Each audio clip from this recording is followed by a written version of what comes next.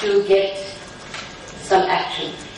And as a result of that, in 1983, the law was amended to bring in that if a person has been married for 7 years and dies because normally in a dowry death case, there are no witnesses, because the family doesn't come forward. And so the onus was shifted. If a unnatural death takes place within 7 years of marriage, then the onus shifts on the parties to show that the death was a natural death, or that she was, because they would always say she was burned, she was cooking, and the kerosene stove burst. But actually she was put on flames. And it seems that as of today, she's probably very old and dying of cancer, but she's been informed that that case has finally come to end and action to be taken against the person. So it's taken 37 years with all this going and coming. But at least we have to go on fighting, never to give up. That's the principle I wanted to end with, that we must never give up. The law was amended.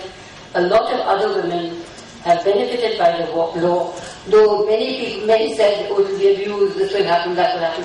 Of course, all laws are abused. But the question is, how much are they abused compared to what they are trying to rectify? If 1,000 girls are burnt and 2 men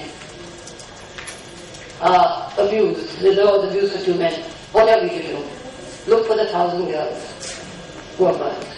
So I think to say that the law will be abused and therefore we should not have this law is not correct way of looking at it.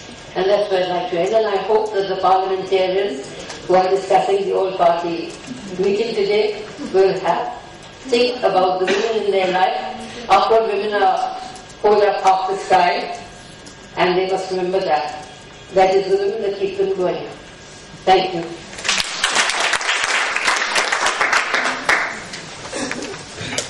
Thank you, ma'am. This was such a wonderful come to your decisions and your recommendations and what's going on now in the current scenario. Thank you.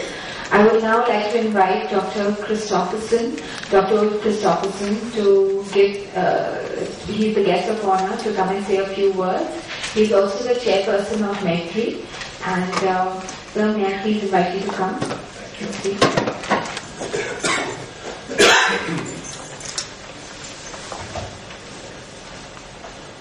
Distinguished delegates, distinguished Justice Verma, Winnie, distinguished delegates, ladies and gentlemen, I do agree with Winnie that I wish I could have welcomed many more gentlemen than we see here today. I will come back to that later in my presentation.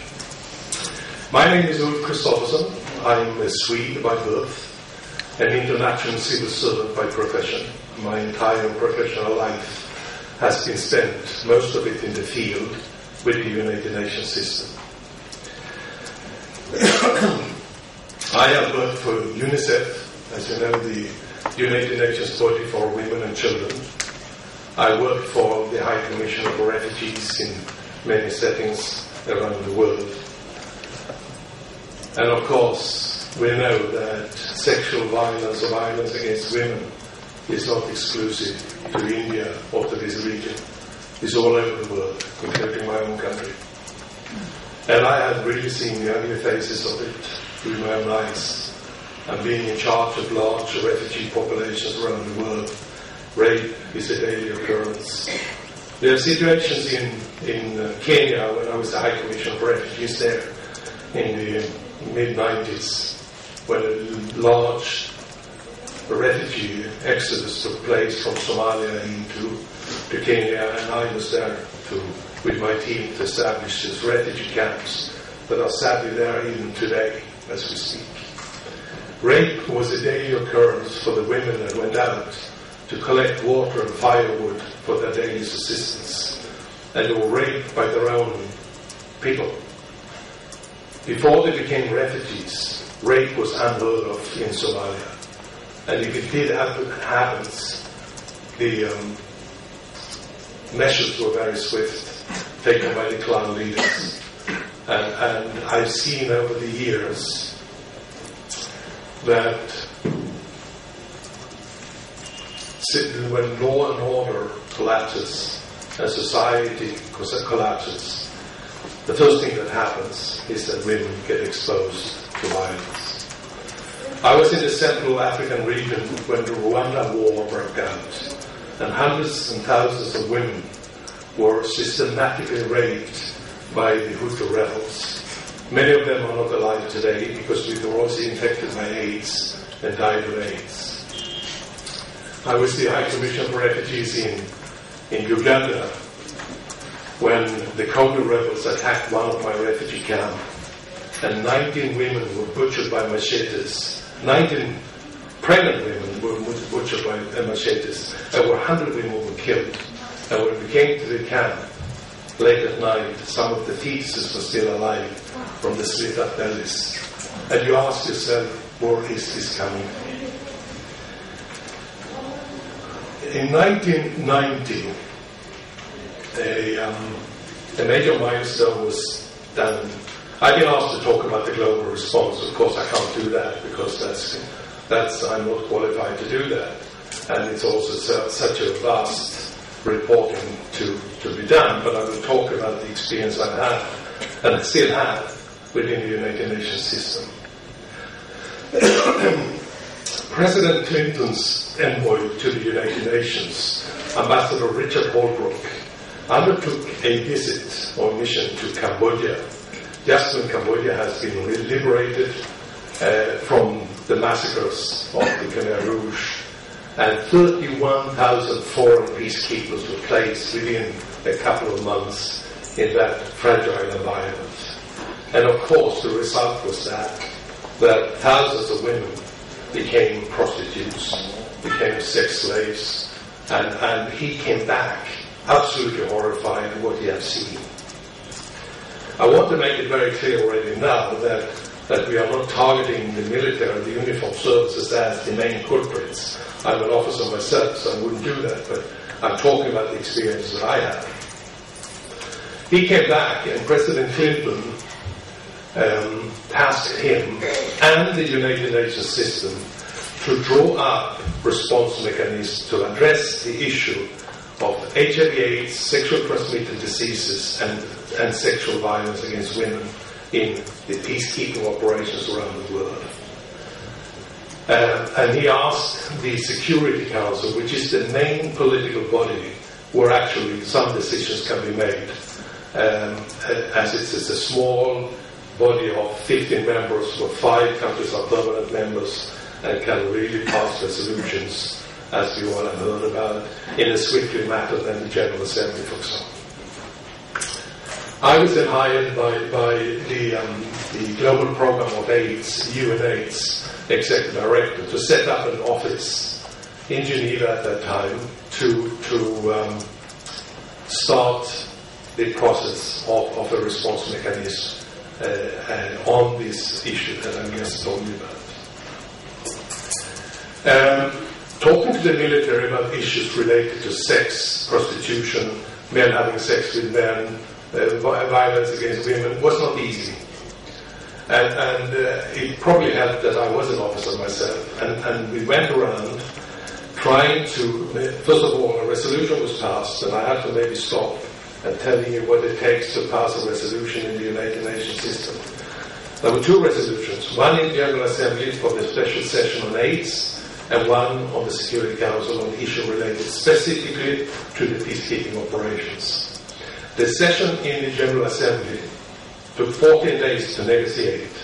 2 sessions went 24 hours. We sat in the conference room 24 hours to negotiate, sometimes a comma taken, sometimes a word, and there was a lot of resistance on the issue when everything came to talk about those matters I talked about before. And actually India was one of the delegates that was stalling on this. But this was in 1990. Final resolutions were passed, and we had a political tool in our hands to go and tell the Minister of Defense, the Minister of Interior, whatever it is, that we have a resolution from the Security Council, you're a member of the United Nations, you have to work with us. And I'm proud to say that one of the first countries that actually responded to this was India. And that was because of one of the champions in this country, General Singh, had already started an awareness and prevention program for his soldiers up in Assam. And that gave rings on the water all over the world. He and two other champions, one in Thailand and one in Brazil, was then I hold hands with when I went around and tried to convince whoever it was. I have to tell you that there was a very strong section on sexual violence on women in deployment. When you go as a peacekeeper, you do not mix with the female population. And when we came here to India, I came here at the same time as my big boss, Kofi Annan, was coming here.